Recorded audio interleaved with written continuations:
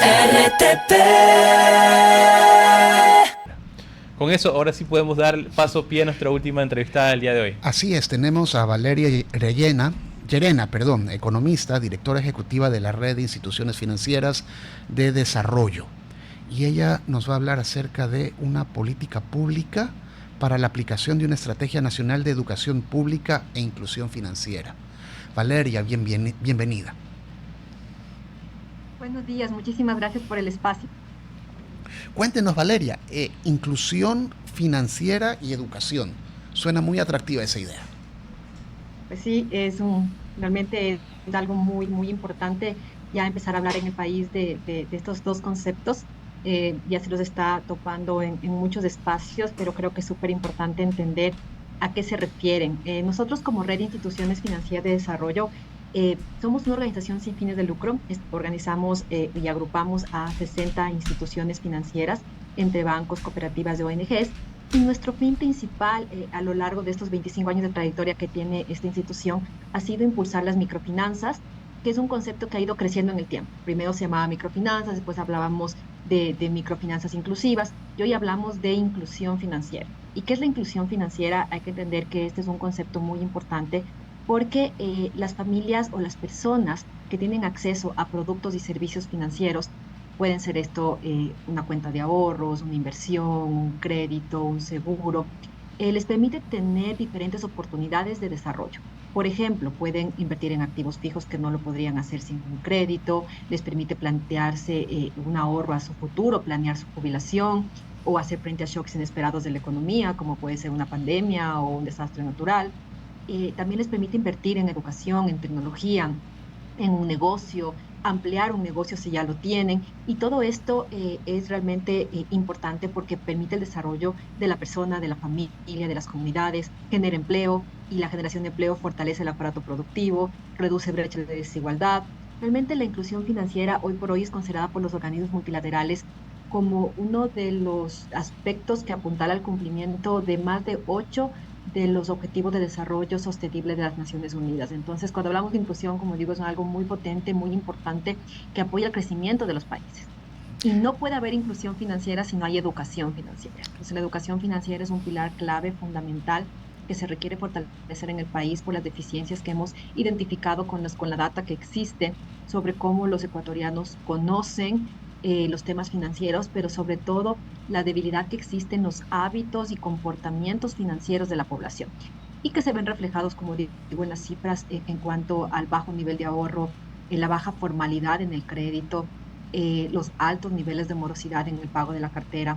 Pues son temas que hay que irlos trabajando y potenciando.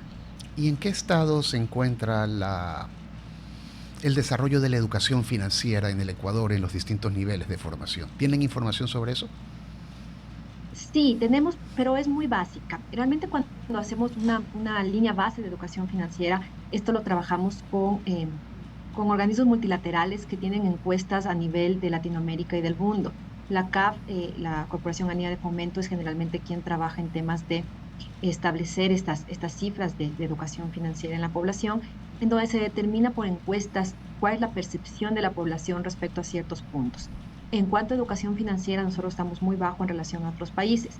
Sin embargo, yo sí quiero destacar que ya como país contamos con una estrategia nacional de educación financiera que fue aprobada en el año 2023, en noviembre, por el Ministerio de Educación. En esta estrategia ya se plantea la posibilidad, más bien la obligatoriedad de que el currículum en escuelas y colegios contemplen a la educación financiera como algo transversal, que se vaya viendo desde edades tempranas hasta que el niño, el estudiante vaya creciendo y se vaya graduando. Esto es un paso sumamente significativo e importante. Otro de los temas que hay que destacar, y justo ayer se reunió la Comisión de Educación y Cultura de la Asamblea, es que se está tratando ya una ley de educación financiera en donde se pretende dar institucionalidad a esta estrategia y a la inclusión de la educación financiera en el currículo. Cuando hablo de institucionalidad es importante porque la estrategia per se podría ser cambiada si es que se cambiarían las autoridades del ministerio, mientras que si es que se establece ya una ley que dé esta fortaleza y que pueda regular desde este aspecto más macro, esto permite que se mantenga en el tiempo y se sostenga.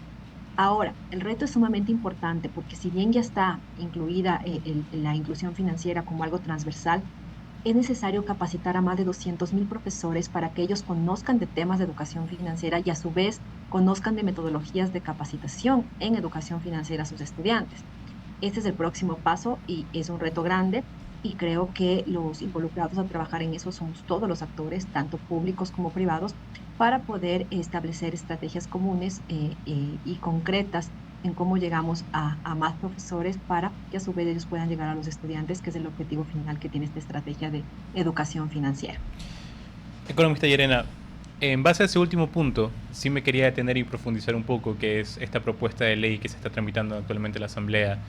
Eh, ¿Usted cree, o mejor dicho, qué tan beneficioso puede ser tener ya escrito como ley y como plan, sobre todo como política de Estado, como usted menciona, para que no dependa sobre todo de las autoridades que van y vienen en su momento de cada gobierno, sino que sea como política de Estado, tener educación financiera dentro de tu pensum académico, algo que creo que ha estado muy pendiente en los últimos años y personalmente sí considero que es algo muy necesario para actualmente nuestros chicos, nuestros jóvenes. ¿Qué tan beneficioso puede ser eso? Y sobre todo, aparte de incluir eso dentro de un plan de Estado, seguramente la ley tome su tiempo, se ha anunciado que va a haber una nueva constituyente, eso quizás demore o no los plazos, veremos qué sucede con todo eso en el contexto ecuatoriano. Pero a la par de eso, ¿qué otras alternativas tenemos en el ámbito, sea privado o el ámbito también de las organizaciones sociales? ¿Cómo podemos justamente ayudar a que exista más educación financiera y promoverla dentro de los ciudadanos? Muchas gracias. Es una excelente pregunta porque cuando hablamos, primero me voy a referir a la parte de la ley. Como yo ya señalaba, es súper importante que ya se hablen de estos temas, que la Asamblea contemple estos temas y que se lo instaure como ley, porque al hacerlo, como yo mencionaba, esto da institucionalidad y da sostenibilidad en el mediano plazo. Sin embargo, comparto con lo que usted ha señalado últimamente, en el que no podemos sentarnos y cruzarnos de brazos y esperar 13 o 10 años para que los estudiantes que recién están recibiendo educación financiera salgan capacitados en temas de educación financiera. Hoy por hoy tenemos muchas personas que no han recibido educación financiera, que no tienen esas posibilidades o que están fuera de la escolaridad. Y para eso es el trabajo de diferentes actores de la economía. Hoy por hoy los bancos, las cooperativas, las mutualistas, las ONGs, las fundaciones, las mismas entidades que están involucradas del sector público están generando ya programas de educación financiera. Y eso es sumamente importante porque esto nos permite llegar a una población que no está siendo atendida con la escolaridad o que va a tener que esperar a recibir esto recién en la malla curricular. Sí es importante señalar que estos programas tienen que ser fortalecidos, tienen que cambiar un poco la forma en que se imparten, porque está comprobado en otros países que esta educación financiera tradicional, la que se da a través de cursos y demás, no tiene el impacto significativo en el cambio en los hábitos de consumo. Sí puede generar cambios en la parte de conocimientos, pero lo importante de la educación financiera es generar hábitos financieros saludables. Por eso es importante generar recursos alternativos y ahora vemos que las entidades financieras están trabajando, por ejemplo, en temas publicitarios, propagandas, videos. Nosotros como red hemos trabajado en unas cápsulas radiales con el fin de llegar con información en el día a día, cosas cotidianas, de forma que esto ayude a cambiar el comportamiento de las personas y a entender un poco más cómo funciona el sistema financiero, por qué es importante ahorrar, por qué es importante pagar las deudas a tiempo, por qué es importante la formalidad y los riesgos de la informalidad o el chulco, todos esos temas que deben ser tratados como algo del día a día, más que un curso concreto que realmente a veces limita, como digo, el cambio en el comportamiento de la persona. Sí, súper interesante. Por otro lado, desde una perspectiva de currículo, también llama la atención no caer en la tentación de incluir una materia que se llame educación financiera, porque cuando nosotros lo limitamos a esto, perdemos la capacidad de verlo entre contextos y podría desvirtuarse el asunto.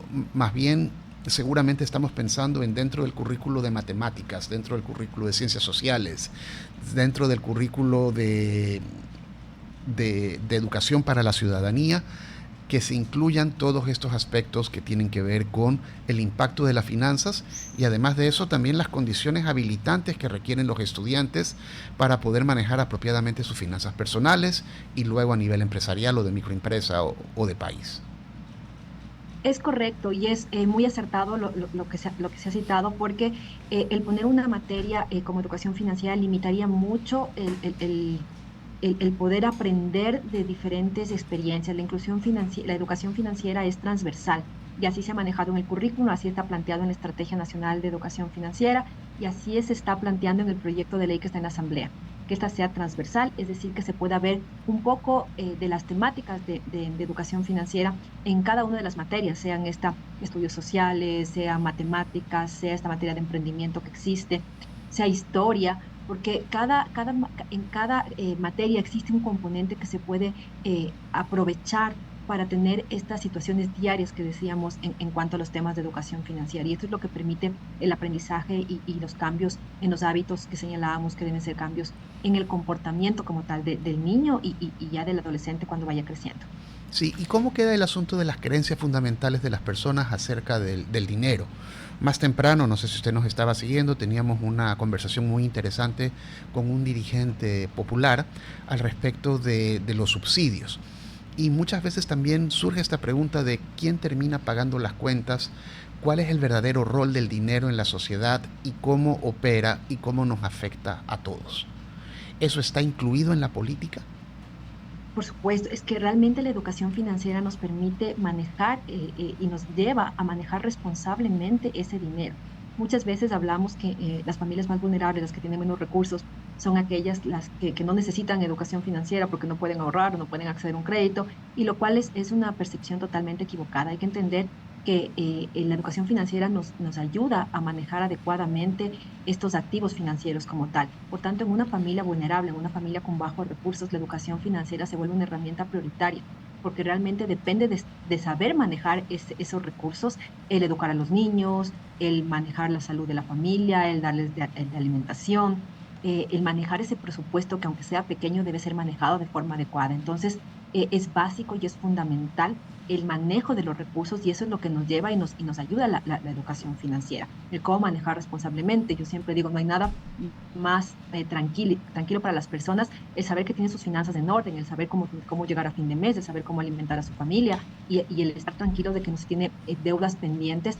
Eso es el bienestar financiero que busca o es el fin de la inclusión y la educación financiera. Lo que se busca al final de cuentas es que la persona siente ese bienestar que está conceptualizado como la tranquilidad de manejar los recursos hoy, pero también que le dé esa tranquilidad del manejo futuro de esos recursos. Econom- Entonces, eso es lo que busca la educación financiera. Economista, ya para ir cerrando nuestra entrevista, eh, si hay alguna persona, sea privada o incluso sea parte de una ONG o organización social, que nos está escuchando y piensa en, me gusta esa idea, quisiera unirme a esa red, quisiera trabajar con ustedes en fomentar educación financiera en Guayaquil, en El Oro, en cualquier ciudad del país. ¿Existe esa posibilidad para que estas instituciones, sean privadas, sociales, puedan ser parte de la red y justamente poder trabajar mancomunadamente en llevar educación financiera a diferentes comunidades del país? Con gusto, nosotros como red, si bien agrupamos instituciones financieras, tenemos varias alianzas públicas privadas. Venimos trabajando con el MIES para dar educación financiera a las mujeres que reciben el bono de desarrollo humano. Venimos trabajando con la Junta de Política, con el Banco Central, dando educación financiera y monetaria. Venimos trabajando con las superintendencias. Entonces, siempre tenemos aliados para llegar a más población. Hemos trabajado con varios organismos multilaterales para la capacitación a migrantes, capacitación a mujeres, a emprendedores, a jóvenes. Entonces, el juntar esfuerzos siempre es bueno, así que nuestras puertas están abiertas para cualquier institución que esté dispuesta a generar educación financiera. Nosotros es nuestro trabajo, nuestra fortaleza dar educación financiera, así que estamos totalmente abiertos. Un gusto, Valeria, muchísimas gracias y adelante con esta gran iniciativa. Una buena mañana. Muchas gracias a ustedes. Gracias, hasta luego. RTP